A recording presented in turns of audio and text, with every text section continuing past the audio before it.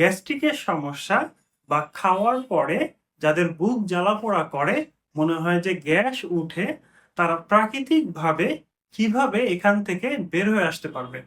তো আগের ভিডিওগুলোতে আমি আপনাদেরকে বলেছি গ্যাস্ট্রিকের সমস্যায় আসলে অ্যাসিড বেড়ে যায় না, অ্যাসিডটা আপনার ভুল জায়গায় চলে আসে।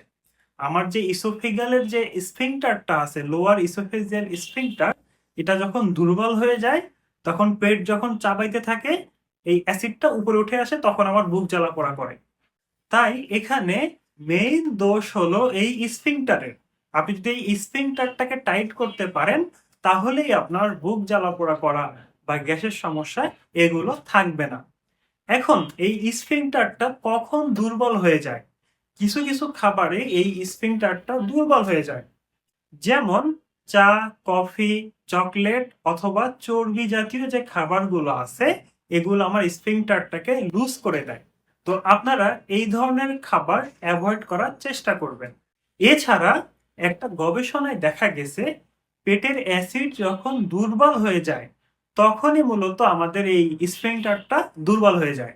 তার মানে আপনার পেটে যদি স্ট্রং অ্যাসিড থাকে, শক্তিশালী অ্যাসিড থাকে, তখন স্ফিংটারটা টাইটলি বন্ধ হয়। যখন অ্যাসিড দুর্বল হয়ে যায়, তখনই এটা খুলে যায়। তো আপনারা এই অ্যাসিডটাকে শক্তিশালী করবেন কিভাবে? আপনি এই অ্যাসিডটাকে শক্তিশালী করতে পারবেন যদি দুর্বল অ্যাসিড খান। আপনি খাবার আগে, খাবার 10 থেকে 15 মিনিট আগে 1 গ্লাস পানিতে 1 চামচ বা 2 চামচ অ্যাপেল সিডার ভিনেগার যদি খাইতে পারেন, তখন কিন্তু আপনার পেটের অ্যাসিডটা শক্তিশালী হবে। অ্যাপেল সিডার ভিনেগার হলো দুর্বল অ্যাসিড। তো আপনি যখন দুর্বল অ্যাসিড খাওয়ার আগে খাচ্ছেন, এই দুর্বল অ্যাসিডটা পেটের ভিতরে গিয়ে স্ট্রং অ্যাসিড তৈরি করে। তো যখন আপনার পেটে স্ট্রং অ্যাসিড চলে আসছে, তখন স্ফিংটারটা টাইটলি বন্ধ হবে, যার ফলে আপনার গ্যাসের সমস্যা হবে না। অনেক সময় দীর্ঘদিন ধরে যারা কোষ্ঠকাঠিন্যে ভোগেন, যাদের পেট ঠিকমতো ক্লিয়ার হয় না, তাদের ক্ষেত্রে এই জার্ট বা গ্যাস্ট্রোএসোফেজিয়াল রিফ্লেক্স বা গ্যাস্ট্রিকের সমস্যাটা দেখা দেয়। তাদের কেন দেখা দেয়?